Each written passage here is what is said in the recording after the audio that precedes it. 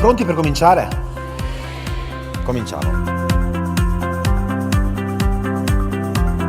Vita e lavoro sono due cose che sono strettamente collegate e dovete sempre ricordarlo. Due cose molto importanti sono avere pensiero creativo e il cosiddetto problem solving.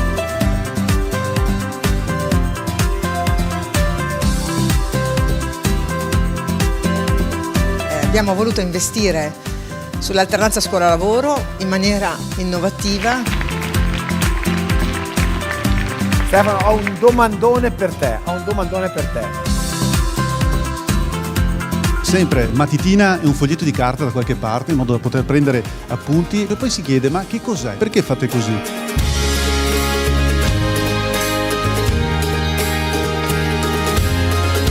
Non è solo un momento dove io conosco delle persone, ma dove imparo anche qualcosa.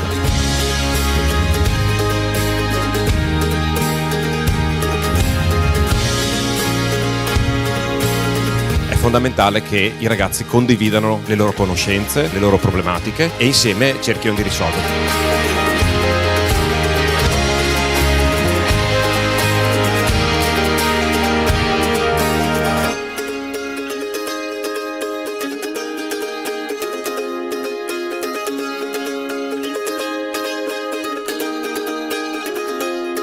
Da un punto di vista del gioco sociale, più informazioni hai, più sarai capace di generare. Per quanto riguarda la vita lavorativa, c'è un polo tecnologico nella capitale.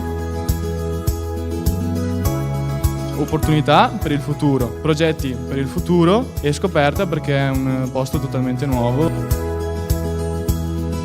Speriamo anche comunque di avere lì nell'azienda delle persone disponibili che ci possano affiancare nel migliore dei modi. Guarda meglio, si va di là. Di qua! Ragazzi, perché non uscite persi? Sì.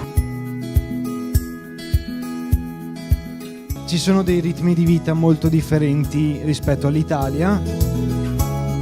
Comunque ci è stato spiegato che è molto facile adattarsi, riuscire ad entrare nella realtà, ecco.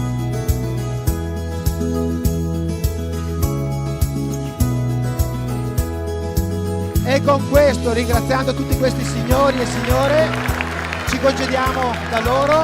In bocca al lupo e buon viaggio. Grazie ragazzi.